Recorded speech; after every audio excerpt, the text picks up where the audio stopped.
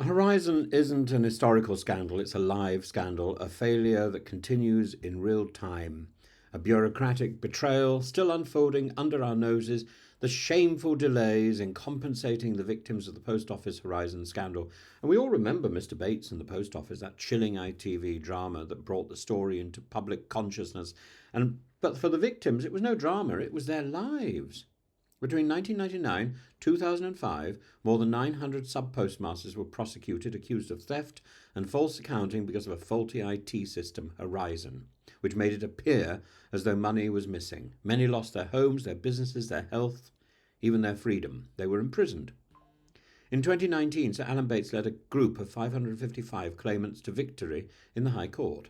That legal battle, the group litigation order, exposed the rot, but 5 years on, many of those claimants are still waiting. And now the very man who led them to justice is urging them to take the government to court again. Think of that for a moment. Sir Alan Bates, newly knighted, now says that a judicial review may be the quickest way to ensure fairness to all. And why? Because in his words, the compensation scheme is a mess.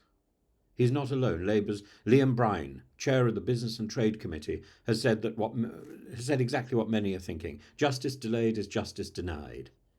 He accuses the Department of Business and Trade of dragging its feet, despite previous assurances. His committee has laid out exactly what must change, and ministers, he says, must now lead. Look at the figures. Of the 492 eligible GLO claimants, as of the 31st of March, 282 had received full and final redress. That leaves 210 unresolved. And while the government insists that 90% of initial offers are made within 40 working days, the truth is murkier. Many offers are disputed, many are undervalued, many are accepted out of sheer desperation. So Alan's own assessment, well, if things go on as they are, claims won't be completed until November 2027. The government predictably rejects that forecast. A spokesperson insists that they've trebled the number of payments and are operating at a faster rate than ever before. Oh, pity me!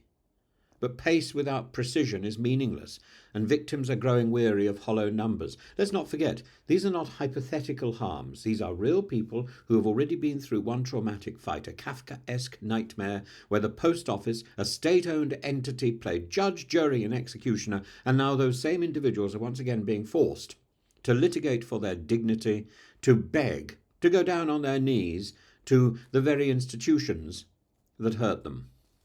Sir David describes how DBT lawyers routinely challenge figures that have already been verified.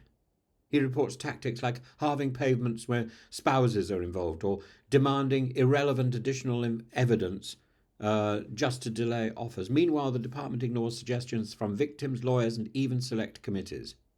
This isn't incompetence, this is institutional resistance dressed up as due diligence. And it's happening across all the redress schemes, not just the GLO.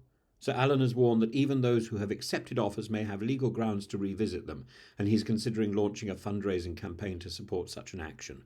Which begs the question, why on earth should the victims fund their own fight for justice again? The government says it's committed, but if so, why are those harmed by the state's own machinery being made to jump through new hoops just to be paid what they're owed? There's a profound moral question here, and it sets a precedent. And it's not a happy precedent. What kind of state drags its citizens through the courts, ruins their reputations, and then refuses to pay them properly when the truth finally emerges? It's not enough to appear in the Commons and issue platitudes. It's not enough to cite spreadsheets and progress charts. If ministers truly care, they must act with urgency, transparency, and a deeper sense of moral responsibility. And if they don't have moral responsibility, then they need to resign. So Alan has done his bit. He's led, he's campaigned, he's fought, first against the post office, now against inertia. And the time has come for others to step up, in government, in the civil service, and yes, if necessary, in the courts. Justice isn't something you defer to a future date. The law's delay, the insolence of office. Justice isn't bureaucratically rationed. Justice is owed to every single one of those wrongly accused. And until the last cheque is written and the last apology is made, this cannot be over.